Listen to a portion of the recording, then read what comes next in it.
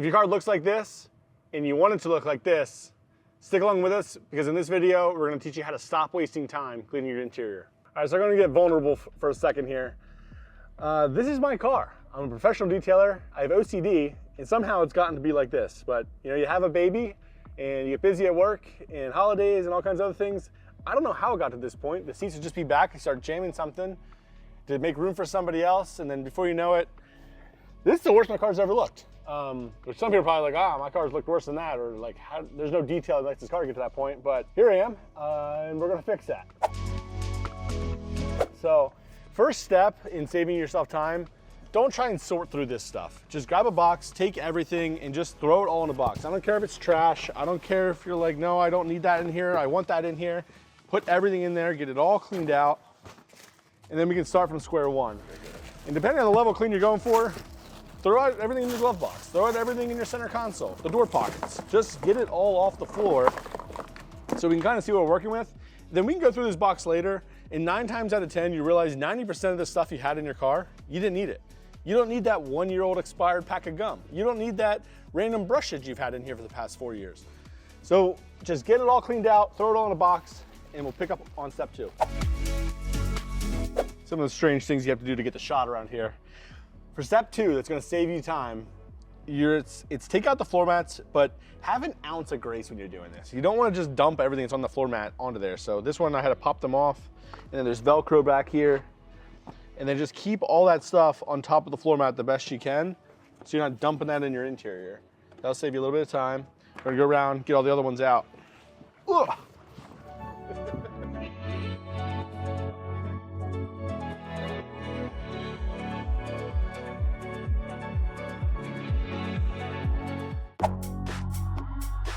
All right, we pulled the mats out, and the first thing I wanna do is jump in here with a vacuum to clean up all this extra debris.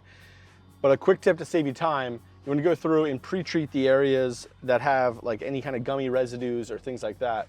Now, as a trick to this, you don't want to get things wet that are dirty. So if there's like, I don't know, dirt or pine needles or something stuck in your cup holders, it's better to vacuum those out, so skip this. But if you have any kind of like sticky residues or anything, pre-treating it now, then you go to vacuum. By the time you come back to wipe it out, it's already had time for that chemical to penetrate in and break those things up. So we're gonna spray down the cup holders and stuff, because this does have a lot in here. And I'm gonna do double duty filming this on the camera here so you can kind of get a good shot.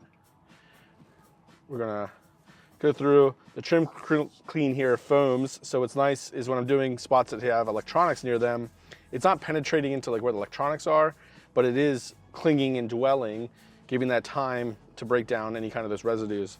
And then down in here, I had some USB ports. I covered that up with a little bit of tape so we don't have to worry about getting directly into there.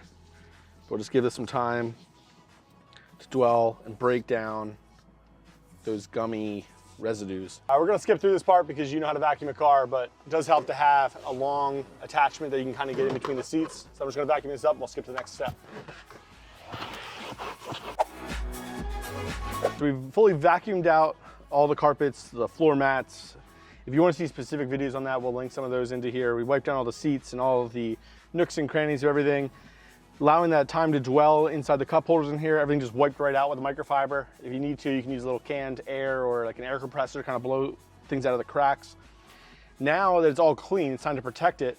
And the way you can save time with this, if I were to just spray this onto the surface, it does get the product right onto the surface, but you end up getting into all these extra nooks and crannies in places that you really don't want it. So a time-saving tip with that, could be a little obvious to some, but spray it only on the towel, not on the surface of the car.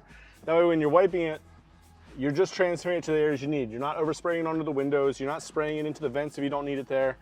You're able to just get the product exactly where it needs it, and that'll save you time from having to go around with a Q-tip and getting into little spots or wiping it, or getting buildup of product in spots where it's not supposed to be. We're gonna go around and treat the rest of it.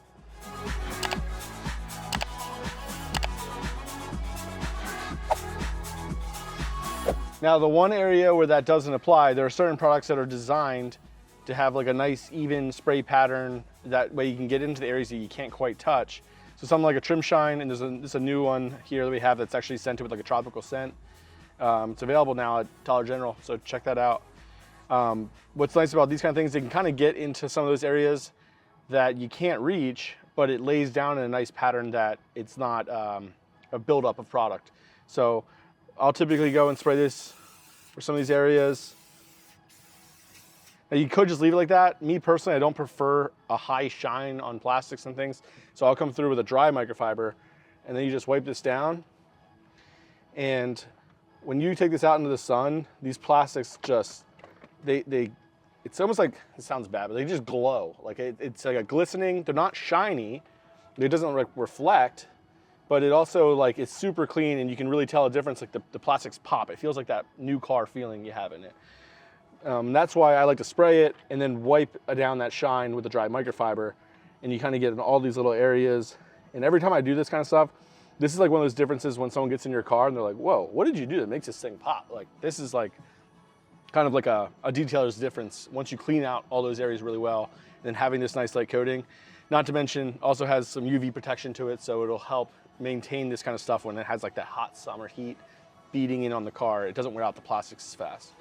So I kind of go through, spray in the vents a little bit. And now I can't reach inside these vents, but what's nice is that lays nice and flat. So the spots I can't reach, I'm not too worried about it, because it's not like it's a heavy buildup or liquid running around inside those vents where I can't touch it. And it doesn't hurt that it smells nice too.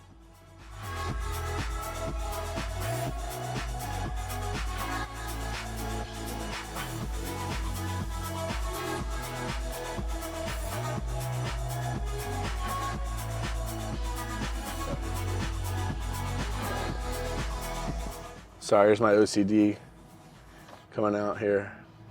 You need to be perfect. There we go. Now for the most crucial step of saving time when cleaning your interior. Most people will go and they clean the whole interior out, so now it's like time to clean the inside windows. Wait to do the inside windows until after you wash the outside of the car, because for instance on this vehicle, I don't have any kind of door frame up top here, it's just glass. And if that seal isn't great, when you wash the outside of the car, you get water in there. On top of that, if you're trying to clean the inside windows when they're this dirty on the outside, you can't really tell if you got all the spots. So if you wash the outside of the car and then do the windows inside and out as a final step as you're washing the car, it's gonna save you a lot of time rather than having to get to that point and realize you gotta touch up spots on the inside. We saved a bunch of time getting my car interior from a piece of junk back up to proper order. Now I'm gonna go dig through that box of junk over there and see what actually needs to go back in here. Thanks for joining us in this one. We'll see you in the next one.